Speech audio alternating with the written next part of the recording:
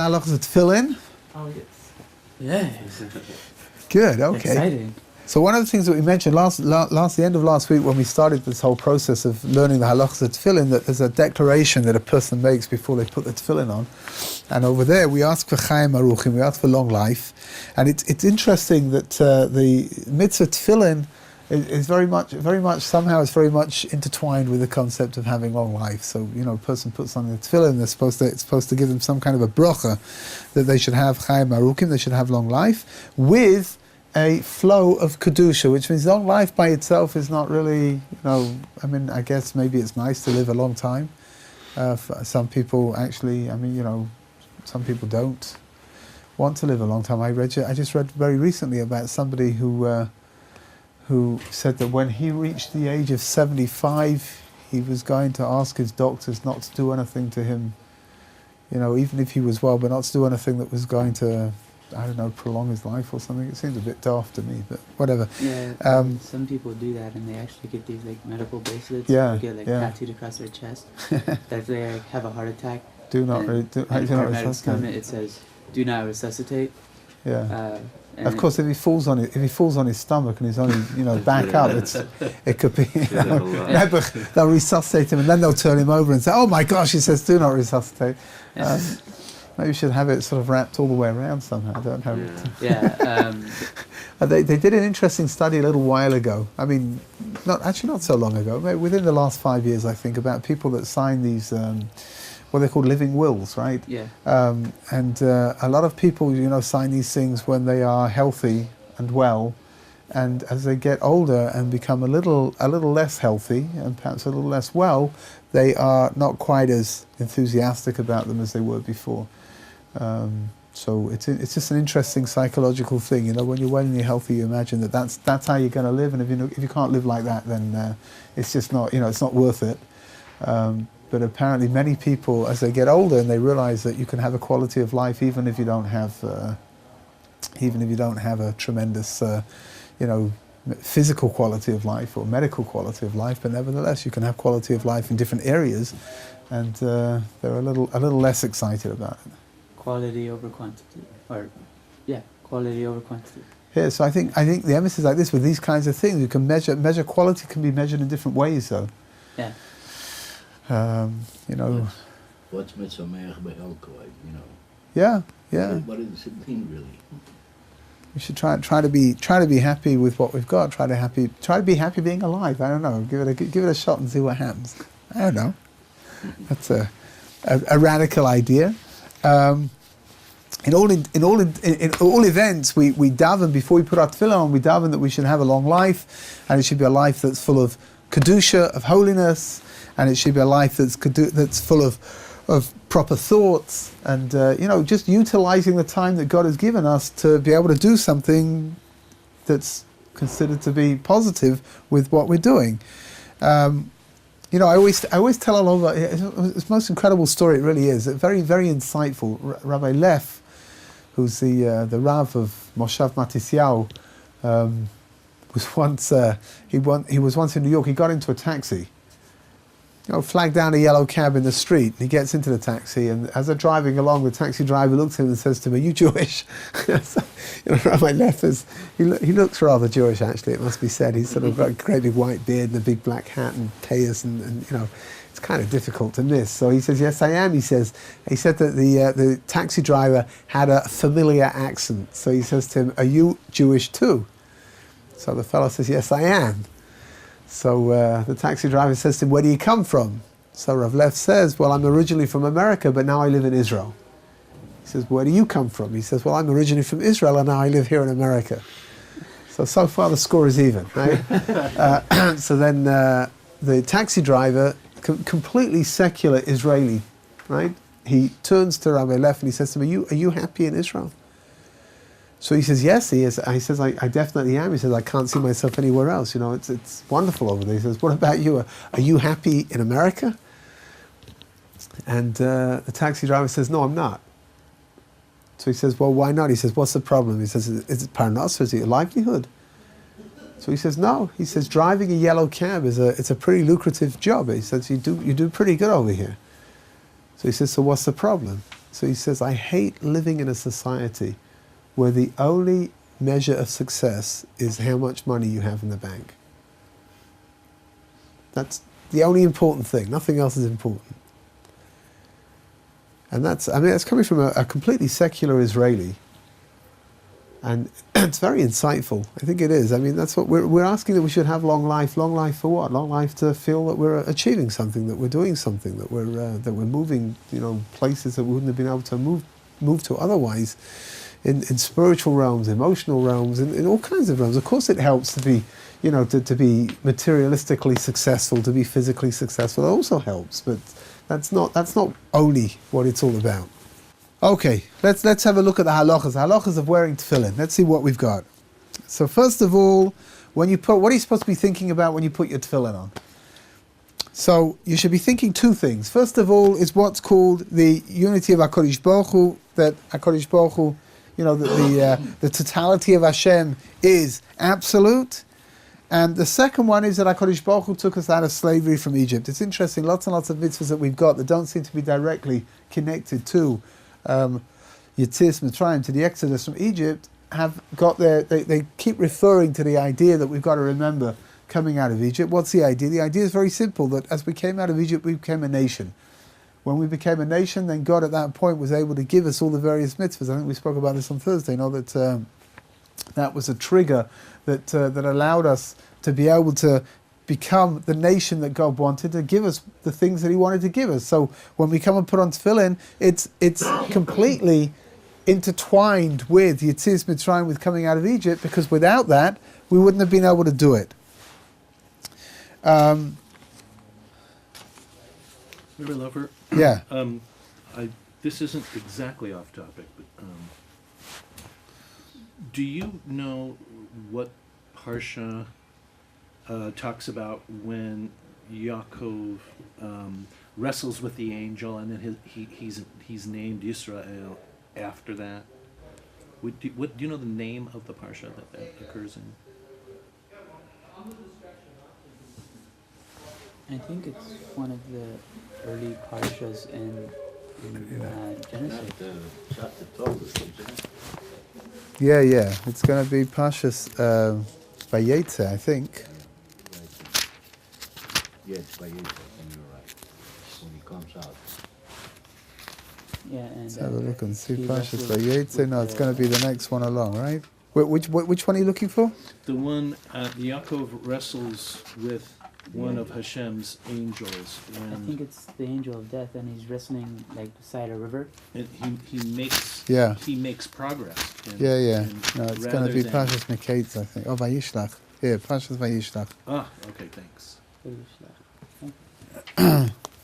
Over here, down at the bottom. Of course, it's all connected, even though it's not directly connected. It's all connected because that's when we became Yisrael, and that's led up to going down to Egypt and coming out of Egypt and putting on tefillin. So here we got it, right? Why did God make the change of the name? Sorry? Why did God make the change of the name of the angel?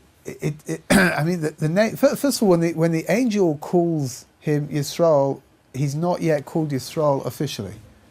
He gets called Yisrael officially by God a little bit later on, which means that's like a little bit of a precursor of what the angel says. But the reason it's a different designation. Names are very significant, right? So the name Yisrael is it's a different designation. It's interesting that the sages say that whenever the name Yaakov is used, it's talking about the father of the 12 brothers. Whenever the name Yisrael is used, it's talking about the father of the Jewish nation. Which, if you follow the verses carefully, and you'll see there are even verses where it appears, both names appear in the same verse, right? But if you follow them carefully, you'll see that there's a little pattern that's unfolding, which means when it's talking about things that are going to have an effect on the Jewish nation in its entirety for all the generations, then it will use the word Yisrael. When it's talking about the interaction of Yaakov Avinu together with his children, so then it's going to talk about Yaakov and not Yisrael. So why don't we use it in Shemoneh Esrei? because the power of Yaakov Avinu as an Av, as a forefather, is coming from what he did, what he did as himself, individually. It's only after he's reached the level of being Yaakov Avinu that he becomes Yisrael. Which means what we're trying to tap into when we daven the Amidah and we say Elokei Avraham, Elokei Yitzchak, Elokei Yaakov, we're trying to tap back into the incredible spiritual DNA that the forefathers laid down for us. Right? And Yaakov Avinu is it needs to be Yaakov and not Yisrael, because he's already reached a different level, which is not going to help me in my personal avodah. Yeah. So,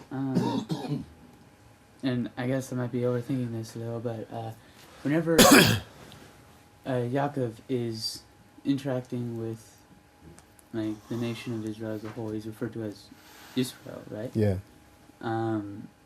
But like for some things, whenever he's interacting with his children, wouldn't that interaction also kind of have an effect on the rest? Yeah, it does. I think the idea over here is, first of all, if it appears in the Torah, then for sure it's got some kind of an eternal repercussion to it. And the interaction of Yaakov Avinu together with his children has got repercussions for us that we need to understand and we need to live with today. But I think it's talking more perhaps a personal level and a national level. Okay. Right, which means that what we can learn from Yaakov Avinu in his personal interaction with his children, that's what's been given to us in the Torah, and that we have to learn from that as well. What's been given as Yisrael and his interaction with the Jewish nation, the beginning of the Jewish nation, so it's just like that's a different dimension. Okay. Here, so the other day we spoke about when you come to begin davening in the morning, so you should put on your tzitzis first, whether it's your what's called talit katan, right, or whether it's your big talit. You put that on before you put on your tefillin. Why is that? So there are two reasons that are given. The first one is a practical reason. There's a concept in halacha called tadir v'she'eno tadir kodem, which means that something which you do more often than something else, so that normally takes precedence. So because you put your talit on 7 days a week and you only put your tefillin on 6 days a week, so you should put your talit on first before you put on your tefillin. That's a practical dimension. However, the Gemara talks about the idea of oilim v'kodesh. You go up in levels of kedusha because tefillin are considered to be more holy than tzitzit. So we start off by putting our tzitzit on first, and then we move upwards and we put the tefillin on afterwards. Again, last week we spoke about the idea of when you put on your tefillin, you put your tefillin shel yad on, the hand tefillin, and then you put on the head tefillin. And we spoke about the more sort of philosophical dimensions behind that, the idea of never being left with just the thoughts, but being left with only the actions that a person has. There is another, again, a very practical dimension over here. The psukim in the Chumash that talk about wearing tefillin say that they should be ukshatem la'ot al yodecha vayula totafot bein einecha, right? Which comes first when the Torah talks about it. The hand tefillin comes before the head tefillin, which is why one practical reason why we put the hand tefillin on first before we put on the head tefillin. If a person made a mistake and they put the head tefillin on first instead of the hand tefillin, then you don't have to take them off and do it again, even though the order is spelled out very clearly. I'll tell you something. On Thursday, for those of us that were here, there was the class revolved around the more philosophical dimensions of wearing tefillin. And this always reminds me that we had here a person in the yeshiva, a student who came in. I mean, he was already, well advanced. He was a philosophy. He was getting a PhD in philosophy. Very, very, very brilliant man. Very academic, very intellectual. And we were going through the halachas of tefillin. It's going back many, many, many years. 20 plus for sure. And we were going through the halachas of tefillin, and we went through the introduction, and we went through the whole concept of, the beautiful concepts of tefillin. And at some point it became clear that this person he didn't put on tefillin, he wasn't wearing tefillin. So he told me, what did I think he should do? So I told him, I think you should wear your tefillin, I really do. I said, tomorrow we'll make a tefillin party. You bring your tefillin to class, I'll bring some drinks and some rogalach, and I mean, obviously if you do a mitzvah, there's got to be some food here somewhere, right? So that goes without saying. That's even without a mitzvah. That's just right. So fine, he was pretty okay with that. So the next morning I turned up with some drinks and some rogalach, and he had his little velvet bag with his tefillin, which I guess he probably, I don't know why he brought them with him. Maybe he knew he was coming to yeshiva. I don't remember the details, but he hadn't put them on since his bar mitzvah. So they were. It was a long time ago, and I remember this ever so clearly. He put them on the table. He took the two tefillin out of the little bag. He put them on top of the velvet bag, and they're sitting over there, and everybody's waiting, and then he says to me, he says, I can't do this. So I said, what do you mean? He says, I can't do it. I said, what do you mean? Come on, we learned all about it. Just roll your sleeve up, slip it on, and let's get going, make the bracha. We'll all answer amen. It's going to be great. And he says, I can't. I said, what's the problem? I said, you want me to unwind them for you? Like, well, what's the problem? So he says, no. He says, you don't understand. He says, I was very uplifted by all the beautiful ideas that we heard about the philosophy of tefillin. He says, but I just don't believe it comes down to this. Little black leather boxes and black straps. He says, I can't do this. The wonderful world of intellectualism, right? The wonderful world of academia, So I didn't know what to do. I was completely nonplussed. I had no idea. First of all, I didn't know we should eat the rogalach. We shouldn't eat the rogalach. what do we do? I don't understand. So in the end, we decided to be very stringent, and we ate the rogalach, and we drank the drink, and I guess we had a non-tefillin party. And I went to ask Rabbi Tatz, who was still teaching here in the yeshiva. It's going back a long, long time. I said, what am I supposed to do? And what can I tell this fellow? And he said that right now there's not very much that can be done, because the fellow was like his whole approach was very analytical, very intellectual. And, he says until there's some kind of an emotional connection to what's going on, then he's not going to do it. Which is the difference between Nasev and Nishma, what the Jewish people stood at Har Sinai, and they said we will do and we will listen, as opposed to Nishma v'Nasev, that we will listen and we will do. Right? The approach of Nasev and Nishma is that we'll do it, it's completely non-conditional. Even if I don't understand it, and even if I don't like it, and even if I don't want to do it, but I'm going to do it anyway because that's what God wants me to do. Nishma afterwards, if you want, so fine, I'll sit down, I'll learn about it, I'll do my best to try to understand what it is that I'm doing, but there's no connection between the two. I don't have to understand. Whereas Nishma v'Naseh is working the other way around. Nishma v'Naseh is saying, once I understand it, then I'll do it. And the problem with things inside of Judaism is it's so deep, and there's so much to know, and there's so many different layers of understanding that you'll never understand completely. And if you're only going to do something, if you understand it entirely, you're never going to get there.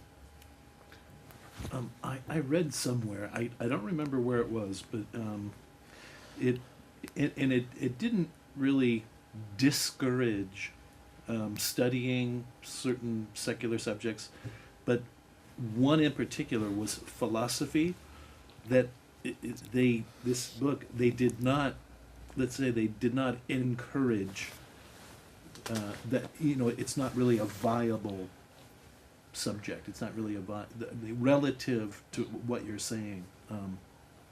The world of philosophy is truly it's a truly fascinating world. It really is, and it's a world that a person can be intellectually stimulated and satisfied and fulfilled.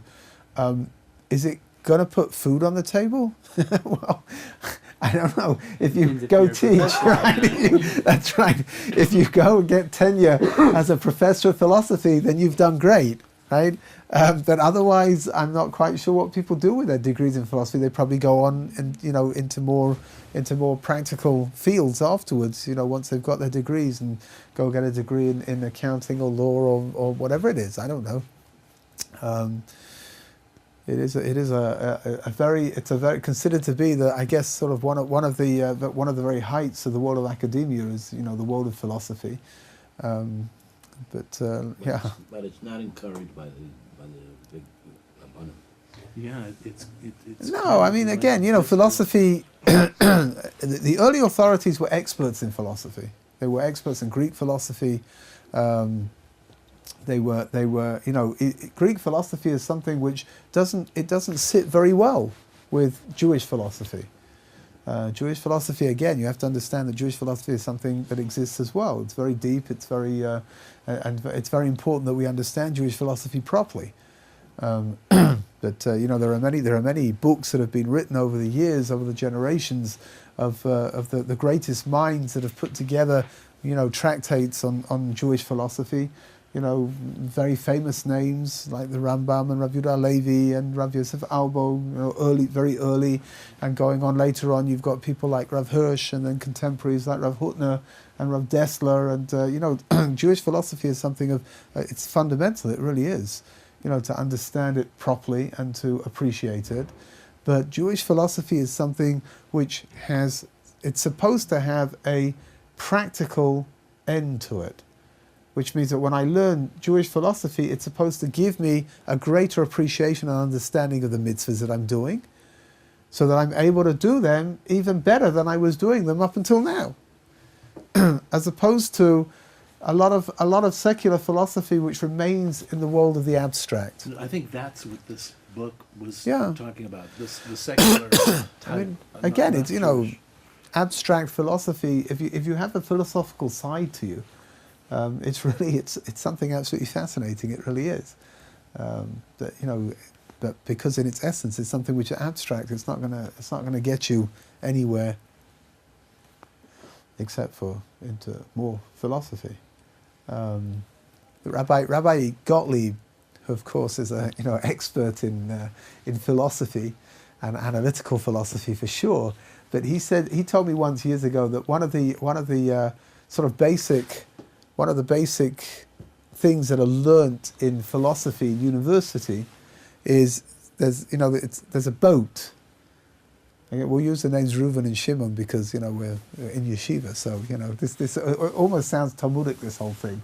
You know, Reuven has a boat made out of wood, and one day he comes down to the dock and he sees that something needs to be replaced. So he takes out the piece of wood and he puts in a new piece of wood and replaces it and throws the old piece into the sea. And every day or every few days he's coming down and he sees that there's more bits that have to be replaced, and slowly but surely he's replacing most of the boat bit by bit, plank by plank, you know, whatever, and throwing all the bits and pieces into the sea. Unbeknownst to Reuven, Shimon on the other side of the ocean, right, wakes up one morning, goes down to the sea, to the beach, and he sees there's lots of pieces of wood that are like bobbing around over there. So he starts collecting them up together, and at some point he says to himself, you know what? He says, I think I've got enough wood over here to make a boat. So he starts building a boat, and every day a little bit more arrives and a little bit more, until finally he's got this beautiful boat that's been built with all the wood that's been floating around.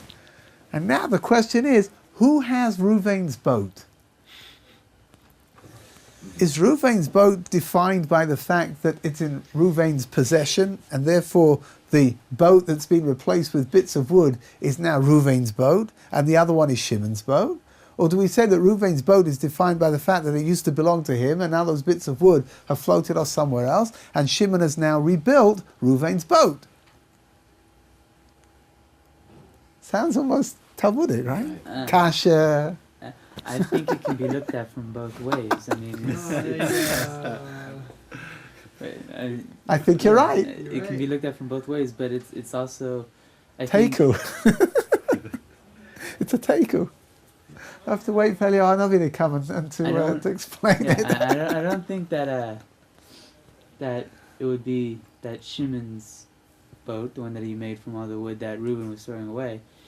I don't think that boat would be counted as Reuven's boat because he threw it away, and that means that it becomes. Oh, now onerous. you've definitely moved into the realms of halacha over here, right?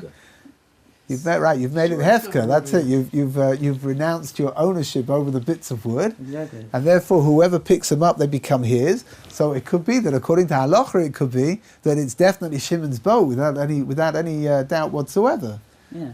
Right? Philosophically, I don't know. The jury's still out. They've only been debating it for a couple of thousand years. So it's hopefully they'll get there at some point. Anyway, what do we do? Back to tefillin. You take your tefillin shel yad. You roll up your sleeve. First of all, there should be no intervening anything between your tefillin and your arm. It's got to sit on your flesh, if you have any. We had here a fellow in the yeshiva many years ago who had a tattoo on his arm, on his bicep. It wasn't just any old tattoo, it was a tattoo of a lady not wearing very much clothing. And didn't know what to do. I mean, under normal circumstances, a tattoo is not considered to be something which is a problem. So let's say you got a tattoo of an anchor, right? So you can put, going back to the boat motif, right? So, I don't know whose anchor it is. I don't know if it's Reuven's anchor or Shimon's anchor. I don't know, but he's got a tattoo of an anchor on his bicep. That wouldn't be a problem. You can put your tefillin on. The problem over here is it was a very inappropriate tattoo, right? So what can you do with that now? So Rav Scheinberg, Zecher Tzadik Livracha, ruled that he needs to put something underneath it. He needs to cover it up with a piece of cloth and put the tefillin on top. It's true that if you put your tefillin on top of something so it's not touching the arm, then you're not fulfilling the mitzvah of tefillin. But Rav Scheinberg felt that there's no way that the tefillin could go onto this picture. It was not, that was worse. He said, but he wanted this fellow to know that he's got to be mekayim the mitzvah of wearing tefillin. So he told him that that's what he should do, and he also told him, interestingly enough, Rav Scheinberg normally didn't say anything about tattoos having to take them off, but he said that this fellow should do whatever he can in order to be able to take the tattoo off, which in those days was a pretty painful procedure. Nowadays, Baruch Hashem, it's a lot less complicated. They've got laser and they can do all kinds of things.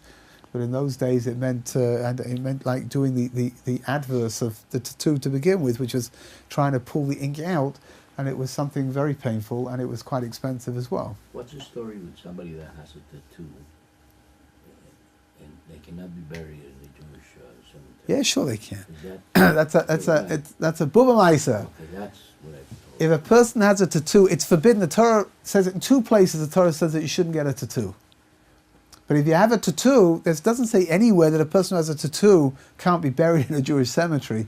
And it doesn't say anywhere that a person with a tattoo can't be included inside of any kind of Jewish life or Jewish ceremonies, right? We don't have anywhere, like a tattoo police, right? Making sure that, before you get an aliyah to be called up to the Torah, they just want to make sure you don't have any tattoos on you, right? It's mamish. I don't know where it came from. I imagine that some father probably once told his kid, trying to frighten him off, right? You should know, right? And then that kid went on and told his kid, and the next thing you know, everybody thinks that it's forbidden. It is definitely forbidden, 100% to get a tattoo made, right? According to the Torah. This is in the having it made on your skin, not you're not over on an issa whilst you have it. Oh, once it's been done, there's no obligation to get it taken off. Right, which means, it's interesting. It's a prohibition of having a tattoo made, right? But there's no prohibition once it's there. There's no prohibition with having one. So I have a question. So if you get a tattoo, say you were a non-Jew and you get a tattoo and then you convert it. Yeah. There's no obligation to take it off. No. I mean, the base may suggest that it's something which is not a bad idea to do. Right. But there's no obligation to get it done. Hey, remember we had here not very long ago somebody, remember the fellow from England? Yeah. He had tattoos everywhere. Yeah. Everywhere. On his arms and his neck and everywhere. Inescapable. On his knuckles everywhere. And he told me, most of these tattoos he got done, he was already, I think he was in his early 30s, but he told me that most of the tattoos he got done when he was in his late teenage and early 20s. And he says, you really do some stupid things when you're younger. And sometimes you wish you hadn't done them. Right? Which is, again, whatever, getting tattoos.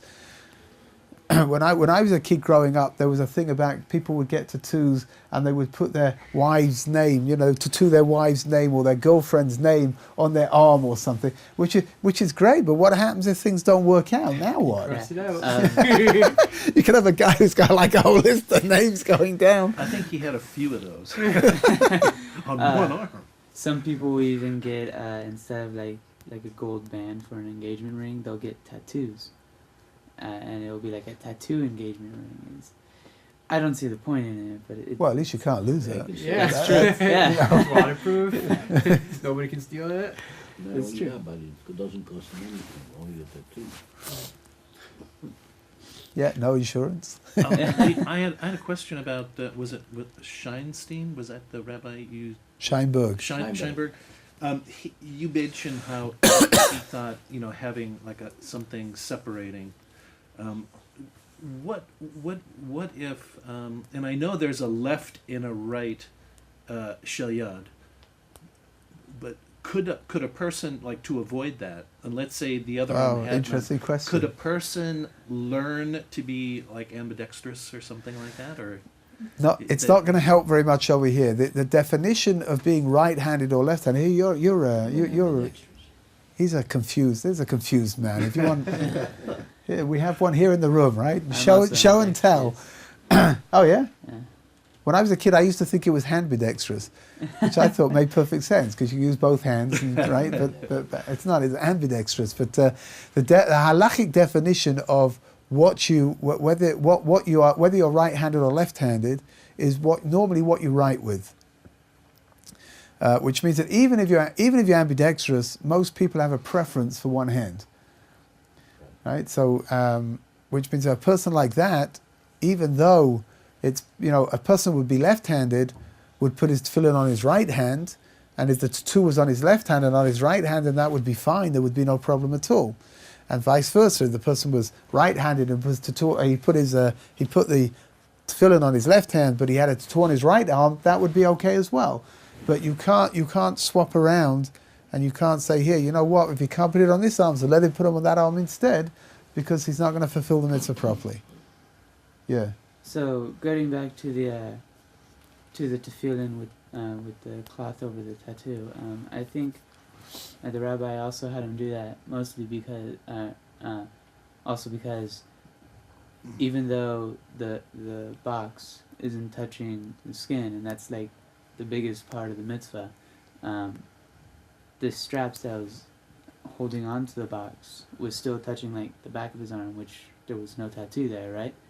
I think that it was kind of like performing maybe half the mitzvah. Partially. Okay, Yeah, could be. And so even though you can't perform the whole mitzvah, you're still performing half the mitzvah, which is better than none at all. It could be. That the fellow told me that it was a great motivator to get this tattoo taken off, actually. Which means, I think in general, somebody who's got an inappropriate tattoo, once you become orthodox, it's like, walk around with this thing on my arm or wherever it is. It's like, it's a little bit embarrassing, right? And he said that if the tattoo had been on his other arm, maybe he wouldn't have been as motivated to get it taken off. Yeah. But here he just, he felt every morning he put his tefillin on, and he knew that he wasn't putting them on properly. Right, and that got him to take care of it sooner rather than later. But whatever, people definitely do weird things. That's for sure. Anyway, People that went through the Holocaust, for sure. They will not. They have a chance to take it off. They will not take it off. No, again, everyone should do whatever they want to do. That's what they should do. But there's there's a very famous story they tell about the Satmar Rebbe was here. Rav Yoel Teitelbaum was here. I think this is going back into the 60s, I think, or the beginning of the 70s. He came to Israel. He didn't come very often. He came to visit, and the Hasidim all lined up. All his Hasidim from over here lined up, and they wanted to spend time with him. They wanted to speak with him, and they wanted to give kvitlich. Kvitlich is when you give your name in and you get a bracha from the Rebbe. And as he was leaving, one of the Hasidim said to him, Rebbe, who are we going to give kvitlich to now that you're not here? Who can we give to? And he said, find somebody with a numbers tattooed on their arm, and go to them and get brachas from them. It was like coming out of the Holocaust as a certain sense of like a badge of honor. That this is what they went through and this is what they've got. Some people didn't want to show it. Some people do want to show it. Some people are not. Doesn't bother them. But for sure, you understand over there that somebody who's been tattooed against their will, there's absolutely no problem whatsoever. And burying them in a Jewish cemetery for sure is 100% acceptable. Just like it's acceptable for somebody who put a tattoo on voluntarily as well. Was it the Teitelbaum affiliated with this institution? No. These are very No, I never thought about that actually. No, No, no, it's not. thing. That was Joe Tannenbaum. Oh, I knew it wasn't right. okay, No, you're okay. confusing me. Thanks. That was. Why is it, the Shelyad is such a strong part of it? Why do I have to first put it on, make the bracha, and then put the Shelyad? Yeah, let's have a look. Let's have a look and see, right? Let's have a look and see what we've got. Let's start with the basics, right? So first you got to pull up your shirt sleeve, and you've got to put your tefillin shel yad. It should be sitting on your bicep, right? Which means that when you should go like this, not like this, but just no, not like that, right? Just to clench your arm a little bit, your hand a little bit, in order to make a little bit of a. Where is it? I had one this morning, I'm sure. I've lost it. I had a muscle here this morning, I'm telling you. Now, don't look at me like that. I'm telling you I did. You can't believe it, right? But so that, it becomes a little bit lifted up. And you put the tefillin shel yad on there. Right? Now, it needs to be positioned in a way so that when you put your arm down, it's pointing towards your heart. Right? So it's incorrect to have it sitting exactly in the middle of the arm pointing upwards, but rather it should be pointing here, moving in towards you, and then you tighten it up. Right? And as you tighten it up, you make the bracha, which is Baruch atah Hashem Elokeinu melech haolam asher kitshanu b'mitzvotav v'tzivanu laniach tefillin. Right? Who's commanded us to put on tefillin. Now, tefillin are made there's a very specific way that they're made, that the strap is made in a very specific way. You've got a knot on the side, and you have to pull it through. Now, depending on whether you're following the Ashkenazi or the Hasidic custom, depends on whether you're going to pull it this way and go around that way, or whether you're going to do it that way and go around that way. It's possible. It's simply to do with different customs. Right, and you got to be careful what you do, because if you're wearing a pair of tefillin that have been knotted, that have been made with the Hasidic knots, then you won't be able to tighten yourself up, because you'll be pulling it in the wrong direction. Right, when you put it through and you pull it, you're pulling it against itself, which is where the pressure is coming from. Now the pressure has to be enough that the tefillin shel yad is going to sit over here and it's not going to move around. Not too much though, right? As you go down, if your hands start going blue, then that means that you've probably got your tefillin on too tight, right? Or maybe it's cold outside, one or the other. But or maybe both. I don't know. Why do you say laniach tefillin, not lasim tefillin? Like you Laniach. resting or causing him to rest. I would say Because in English say to put on tefillin, yeah, but that's not what it says in Hebrew. Why is the lotion laniach tefillin? I would say by the Shirash, it says al mitzvahs. Right. I would say that bracha. No, hold on a second. No, other way around. I need to look into it. I'm not sure why it's a lotion laniach tefillin, unless it says something. Does it say something in your well-worn, your well-used siddur? Does it say something about the lotion? I don't think it does, about the lotion of the. Oh, that looked terribly interesting. He whipped it out as quick as can be over there, right?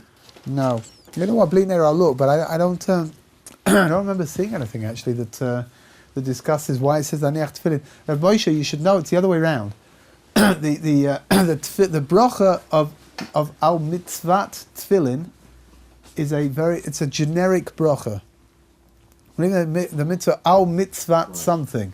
You're not describing the mitzvah. You're just saying, I'm making a mitzvah over the tefillin. When you say laniach tefillin, what are you doing?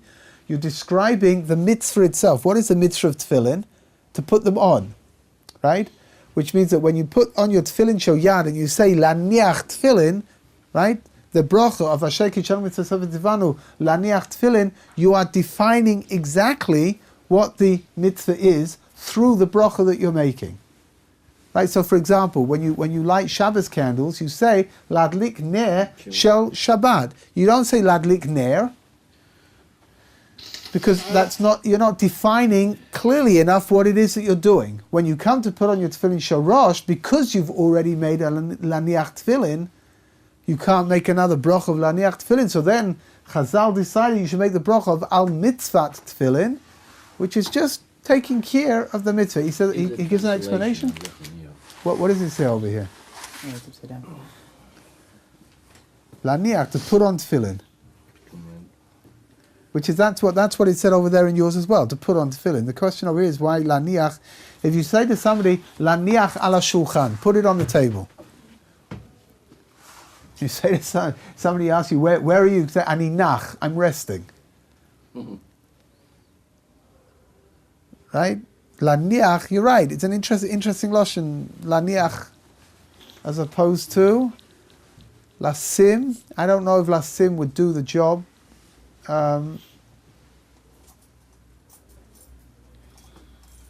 Maybe lilbosh tefillin, to wear tefillin, as opposed to I don't think lasim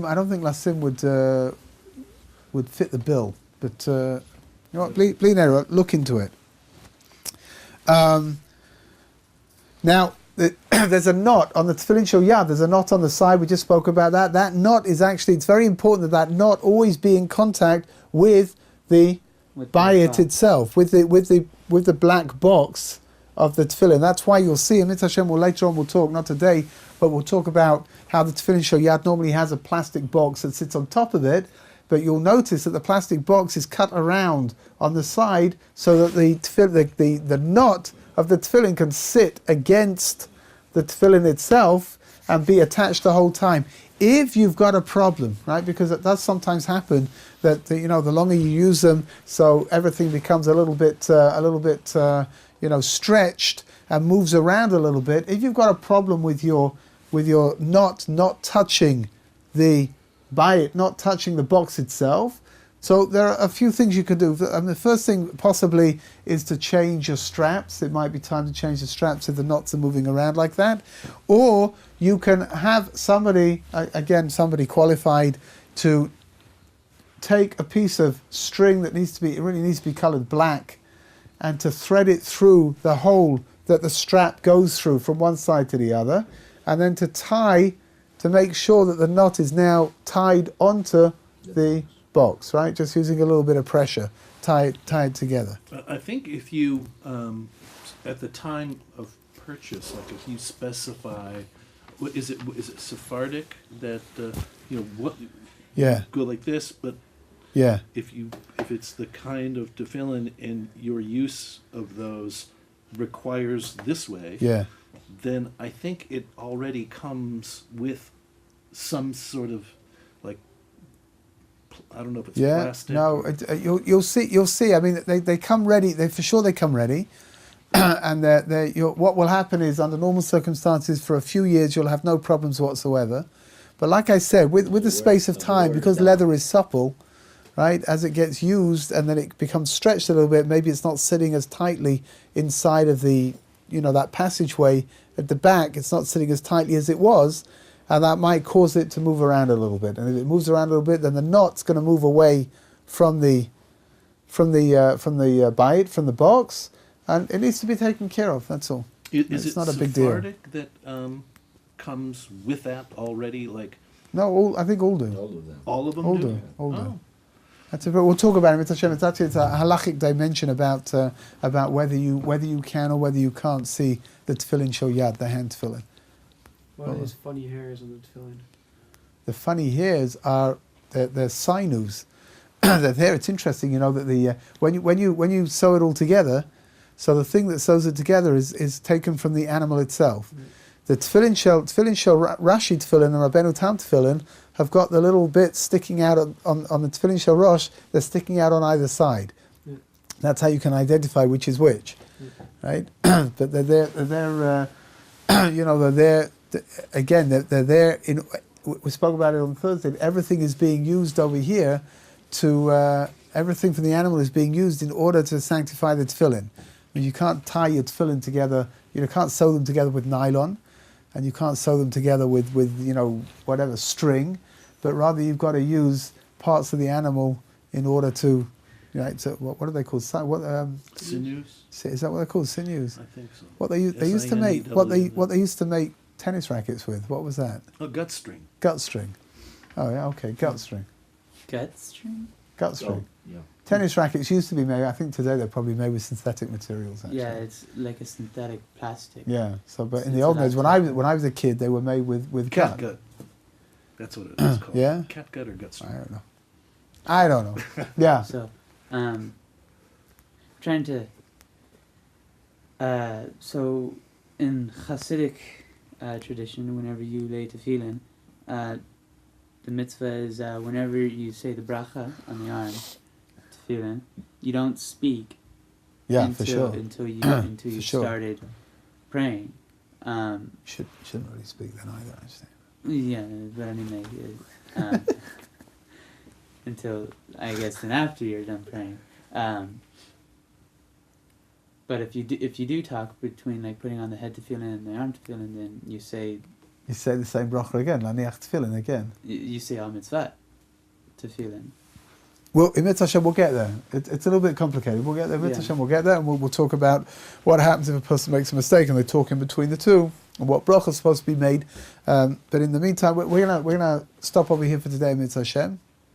And tomorrow in Mitzvah Hashem, we'll talk about why you don't finish up putting on Tefillin Shel Yad before you put the Tefillin Shel Rosh on, and then you go back and you finish up the Tefillin Shel Yad. In Mitzvah Hashem, we'll talk about it tomorrow. Yeah. Thank you, Rabbi I know Lauffer. the answer to The that. second. Oh, good. Okay, so you don't have to make a come tomorrow. bracha, just better.